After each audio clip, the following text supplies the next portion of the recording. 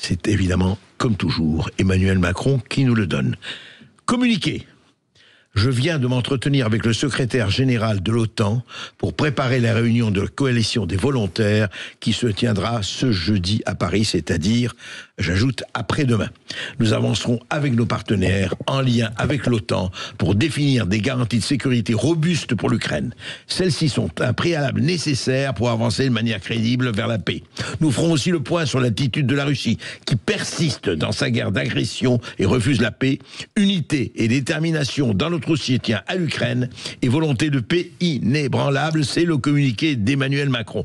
Mais en même temps, et il adore ça, Emmanuel Macron, en même temps, eh bien, Maud, en juillet, eh bien, il y a eu une étrange directive du ministère de la Santé aux agences régionales de santé. Ouais, le ministère de la Santé a adressé le 18 juillet des directives aux agences régionales de santé, les ARS, dans le cadre d'un mandat émanant du secrétariat général de la Défense et de la Sécurité nationale, pour anticiper un éventuel engagement majeur de la France d'ici mars 2026.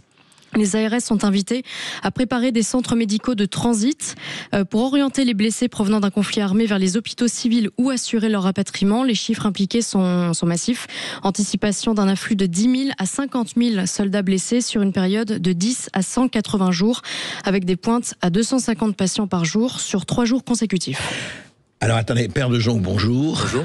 Vous êtes ancien colonel, je rappelle, des troupes de la marine. Vous êtes vice-président de l'Institut Thémis.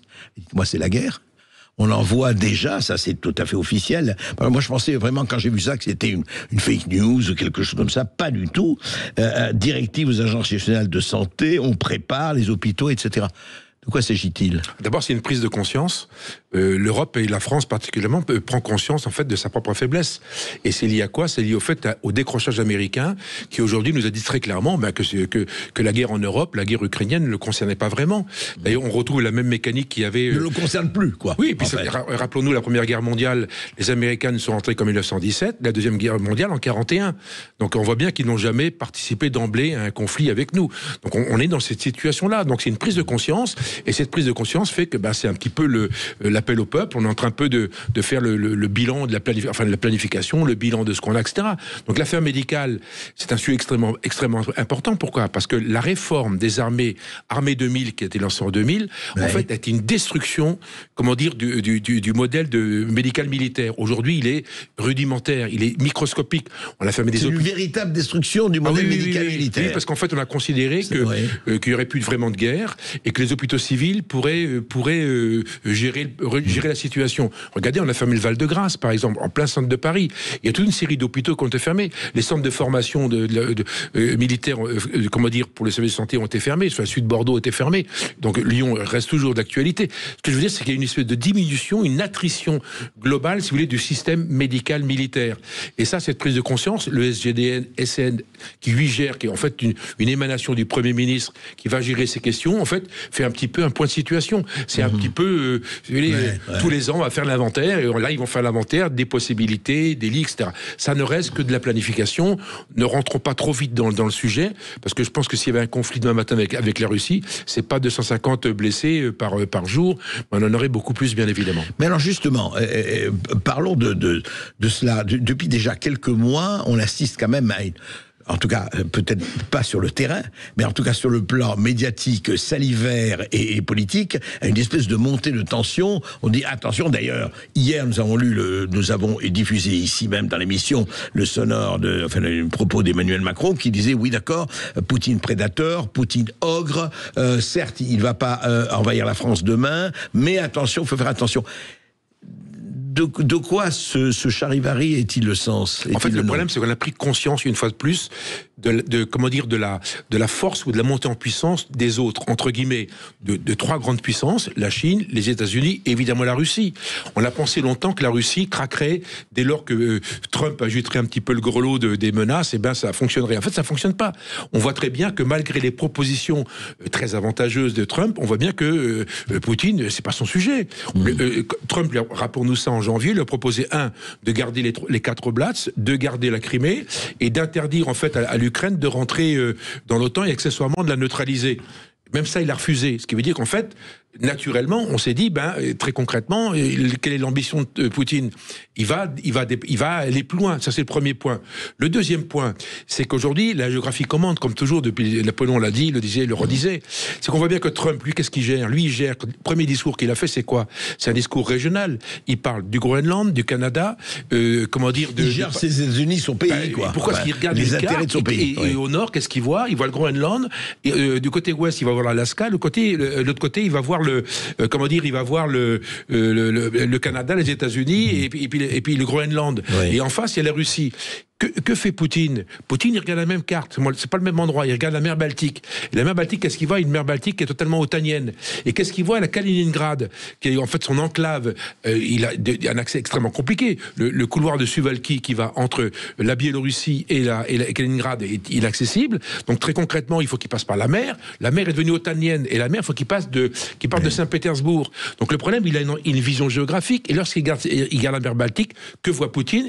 Il voit la même chose que Trump, mais de l'autre côté, il voit l'OTAN. Il voit l'OTAN, un océan, il voit un microbe Kaliningrad, et qu'est-ce qu'il voit ? Il voit 3 pays baltes qui sont enchâssés au sein de la Biélorussie. On peut tenter, alors encore une fois, je suis un géostratège, entre guillemets, on peut tenter en disant rétablissons la conformité géographique de cette zone, et c'est ce qu'a fait Staline,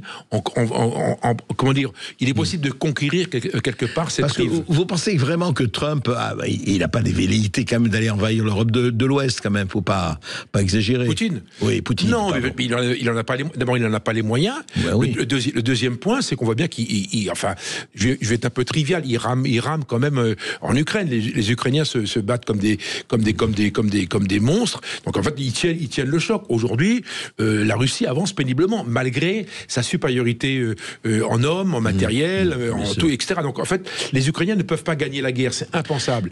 Mais les Russes sont pas non plus totalement formidables. Oui, mais alors justement, Père de Jong, le problème, c'est qu'on l'a vu, vous avez parlé de Trump, vous avez parlé il se replie non pas sur sa géographie otanienne et sur sa géographie, effectivement, Groenland et compagnie, mais il a eu cette chose formidable. Il a dit, voilà, écoutez, on ne donne plus à l'Ukraine, on en a déjà donné, on a donné largement, mais on est prêt à vous vendre des armes, dit-il, à l'Union européenne, et vous les fournissez à l'Ukraine. Donc aujourd'hui, ce deal qui a été fait et que les Européens ont accepté, c'est qu'ils vont payer encore plus cher que d'habitude les armes américaines, ils vont les payer eux, et ils vont le donner à l'Ukraine. Et alors ça peut continuer comme ça pendant longtemps, avec les morts qu'on voit, avec tout ça ? Je dirais tant qu'on voudra. D'ailleurs, la somme a été indiquée, c'est 100 milliards. Donc il a demandé à l'Europe d'investir 100 milliards de dollars dans de l'armement américain, et que cet armement pourrait être distribué. Donc il se désintéresse du sujet, c'est double jackpot. Le jackpot de l'aide et le jackpot de la vente d'armes. Ça, donc pour lui, c'est tout bénéfice. Il a tout gagné. Non seulement ça, mais il reste en base arrière, ce qui veut dire qu'il y a le gros gourdin qui dit le premier qui m'achète pas d'armes, il sort de l'OTAN, il viendrait pas l'aider s'il a un problème avec les Russes. Donc en fait, il fait monter en puissance la menace russe, et donc ce qui nous déstabilise. D'autant que les Russes, c'est pas des demi-portions. Pourquoi ? Parce que eux, ils ont une matrice qui est pas la même que la nôtre. Nous, on pense qu'ils raisonnent comme nous, ils font la guerre en Ukraine. À l'ancienne, c'est Napoléon. Pas du tout. Les Russes, il y a une triple matrice russe. La première matrice, c'est la force qu'ils ont eue de créer une relation avec Pékin. La relation Pékin-Moscou, elle est totalement, elle est d'une solidité incroyable. Très forte. Et on le voit actuellement avec la réunion de l'OCS, l'Organisation de la coopération de Shanghai, et où on verra le grand discours après-demain à Pékin. On verra l'armement chinois apparaître sur la scène. Première matrice. Deuxième matrice, le monde euro-asiatique, qui a été constitué par qui ? Par Poutine et par Xi Jinping. Au travers de quoi ? L'OCS, créé en 2001. L'OCS, c'est quoi ? L'OCS, c'est l'OTAN. En fait, c'est le pacte de Varsovie bis. C'est ça. On a enlevé le pacte de Varsovie, mais il y a le nouveau pacte. Mais il est euro-asiatique. Donc en fait, et parce que le troisième point, ce pacte est dirigé contre nous. Donc c'est le pacte des BRICS, c'est le Sud global, et qui se reconnaît pas dans nos valeurs. Et aujourd'hui, qui est isolé ? C'est l'Occident qui est isolé. Les 32 pays de l'OTAN. L'Occident, l'Europe. L'Occident, c'est les 32 pays de l'OTAN, Israël, l'Australie, la Nouvelle-Zélande, la Corée du Sud et le Japon. Voilà. Donc il y a un monde occidental qui prône des valeurs qui sont les nôtres. On peut être d'accord ou pas d'accord. Oui, mais enfin, elles sont pas négligeables négligeable non plus. Mais alors vous dites isolé, est-ce que c'est encore plus assiégé, presque, on pourrait dire? On n'est pas encore là, tant que les Américains ne nous ont pas lâchés à 100%. Donc on a encore une base arrière. Mais le problème, c'est qu'il y a l'Atlantique. Et Trump, les messages qu'on voit à Trump ne sont pas des messages rassurants. Et ceci explique pourquoi les Européens, bon an, mal an, je dirais, vaille que vaille, trouvent des solutions. D'où les messages un petit peu alarmistes qui sont envoyés par l'ensemble des chefs d'État européens en disant il faut faire quelque chose. Sinon, demain, on va exploser en plein vol. D'autant qu'on voit bien qu'en situation intérieure, on est endetté, socialement, on a comme des tensions absolument incroyables dans nos différents pays européens. Donc on est faible intérieurement. Donc on voit bien que nos chefs d'État ont bien évidemment pris conscience de tout ça. Et les militaires planifient aujourd'hui quelque chose qui pourrait ressembler à une alliance un peu plus costaud et qui s'appelle aujourd'hui la coalition des volontaires. Oui, mais enfin, Père de Jong, la coalition des volontaires, vous le savez beaucoup mieux que moi. Face à la Russie, on tient combien de temps, franchement? Et je ne dis pas ça pour être en des temps pacifistes, mais l'Europe, je parle de l'Europe seule, je ne parle pas de l'Europe avec l'Amérique. On tient combien de temps face à la Russie? Là où il y a l'armée française, elle tiendra. Après les autres, je ne sais pas. Vous avez comme des armées qui sont quand même... Elle tiendra même l'armée française, elle peut, honnêtement. Le rapport des forces n'est pas le même. Vous connaissez les chiffres. Vous savez qu'on tient un front de 30 ou 40 km pendant quelques jours. On n'a pas de réserve en stock. Vous savez comment on a de blindés? On a 200 Leclerc. Il faut savoir que les chaînes de montage du Leclerc ont été fermées en 2007. Ce qui veut dire que depuis 2007, on ne fabrique plus de pièces. Donc comment on fait pour avoir les 200 Leclerc qui fonctionnent? Quand on a envoyé des Leclerc en Roumanie pour la mission Aigle, la mission Lynx, il faut savoir qu'on a mis un certain temps, vous savez, pour avoir l'ensemble des Leclerc. Et il n'y en a que 12 ou 15, je crois. Donc encore une fois, très concrètement, on n'est pas prêt. On était sur un modèle de guerre asymétrique. Notre ennemi, c'est un ennemi terroriste. Il escadronnait en mobilité. C'était il escadronnait le grand désert. Puis d'un coup, on a un ennemi conventionnel à l'ancienne qui est dans les tranchées, où il y a 1 million de morts et de blessés en Russie, vous vous rendez compte, depuis 3 ans et demi. On change de modèle. Et là, pour nous, Européens, c'est un drame. D'autant que nous, on était un peu la cigale. Et encore les Français, je tire pas trop sur l'ambulance, que les Français, avec le nucléaire, notre armée, elle restait, comme les Britanniques, opérationnelle. Mais le problème, c'est qu'on n'a pas une armée qui est prête. On jouait de la guitare, la cigale européenne jouait de la guitare. On avait un gros parapluie américain qui disait, ne vous inquiétez pas, je suis là. On dormait tranquille. Et puis d'un coup, Trump, il dit, halte au feu, terminé, je me replie. La doctrine de Monroe, on dit mais c'est une blague. Donc on a mis des mois et des mois à le comprendre. Ceci explique pourquoi d'ailleurs à quel point Trump a été attaqué pendant sa campagne par les Européens et il va nous le faire payer parce que j'imagine que c'est très bien qui sont les chefs d'État qui l'ont traité de d'ignare, de nul, etc., etc. Donc on va le payer très cher et aujourd'hui on est rentré dans le cœur du sujet. On a des armées européennes qui sont relativement divisées, qui n'ont pas de cohérence. Il n'y a pas de budget. On est à 2% du budget en France. On doit théoriquement monter à 5%. On a signé les papiers avec pour l'OTAN. Pour l'OTAN, on est dedans. Bien sûr. Mais comment on va faire? Vous savez avec quel argent? Mais c'est 120 milliards. Aujourd'hui, le budget de la défense, c'est 40 milliards par an ou 45 milliards par an. Il faut monter à 120 milliards. Il manque 70 milliards. On n'arrive pas à trouver 44 milliards.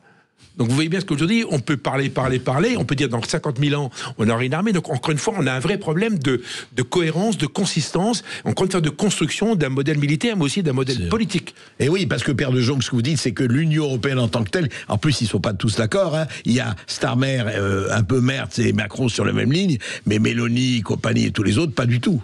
Oui, Merz, c'est l'armée allemande, qui a investi beaucoup d'argent. Je pense qu'il y a un discours mi-figue, mi-raisin. Après, vous avez l'Italie, vous avez tous les pays de l'Est, vous avez les pays nordiques. Encore une fois, il n'y a pas une Europe constituée. Alors c'est vrai qu'on voit bien que Von der Leyen, elle a pris les cymbales à la grosse caisse, et puis elle bing, bing, bing, elle tape, elle fait des annonces, 800 milliards. Mais ce n'est pas elle qui déciderait de l'envoi de troupes européennes. Elle n'a pas le pouvoir. Elle ne peut pas, mais on voit que depuis la semaine dernière, il y a un discours qui apparaît qui est extrêmement étrange sur le fait que potentiellement il y aurait un commandement européen. Ouais. J'ai dit, bon, alors, que les Européens commandent le Barnum Circus qui va se mettre en place en Ukraine, pourquoi pas? Le problème, c'est que on peut pas commander collectivement. Ça, c'était un rêve. Il y a une nation pilote. Et on voit bien que la France ou l'Angleterre, c'est les deux seuls pays qui pourraient. Il faut être nation pilote. Mais quand vous êtes nation pilote, quand vous avez la plus grande contribution. Donc, si vous voulez commander le système, qu'il soit en Ukraine, il faut avoir la grande contribution. Comme les États-Unis l'avaient avec l'OTAN. Mais bien sûr. Et si on met 10 000 hommes, on sera dominant. Si on en met 5 000 ou 3000, on ne sera pas dominant.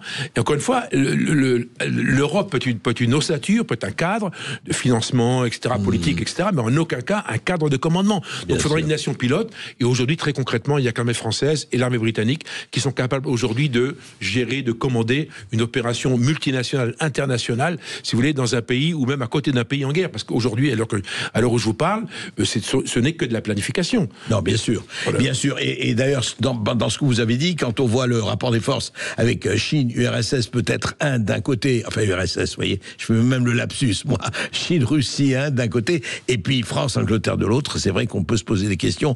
Donc en attendant, en fait, on parle, c'est ça. Mais quelque part. Au moins, on en parle. Au moins, on éveille les consciences. Ouais. Parce que c'est vrai que le modèle militaire est un modèle qui est toujours un modèle consommateur. C'est un modèle qui ne produit pas théoriquement. C'est le modèle économique. Donc c'est un modèle qui protège. C'est comme une assurance. Donc le fait d'en parler, pour les armées, c'est pas plus mal que ça. Ceci étant dit, on a bien vu qu'avec les problèmes de budget, par exemple, le budget, c'est le 1/12e. On va mettre en place le 1/12e, parce que s'il n'y a pas de budget, on l'a depuis un an. Donc, comment faire pour investir ? On doit monter à 5%. Il faudrait au moins gratter à 0,5% l'année prochaine. C'est bien à minima. D'autant qu'on a un autre problème. C'est la compétition intra-européenne. Aujourd'hui, on est plutôt leader. Le nucléaire, notre armée, les moyens qu'on a. On a une marine qui est performante, on a un porte-avions, etc., etc. Le problème, dans 5 ans, j'en suis pas du tout sûr, vous avez 2 pays compétition avec nous. Un, les Allemands, qui annoncent Urbi et Orbi, qui veut de la plus grande armée conventionnelle européenne. Les Polonais, même chose, 1400 chars lourds. On n'en a que 200. Donc vous voyez bien qu'aujourd'hui, il y a une compétition intramuros pour capter les financements, pour être reconnu comme... c'est le combat du leadership, quelque part. Et malheureusement, nous, les 2 ans qui arrivent ne vont pas être, je dirais, très actifs dans le domaine de la comment dire, de la comparaison par rapport aux autres États européens. Ce n'est pas très optimiste, mais il faut le dire. Et puis c'est pour ça qu'on pourrait quand même aussi, c'est bien d'en parler, mais pas d'en parler peut-être en matamor, mais d'en parler en réaliste. C'est ce que vous faites, Père de Jong. Je vous remercie. Merci.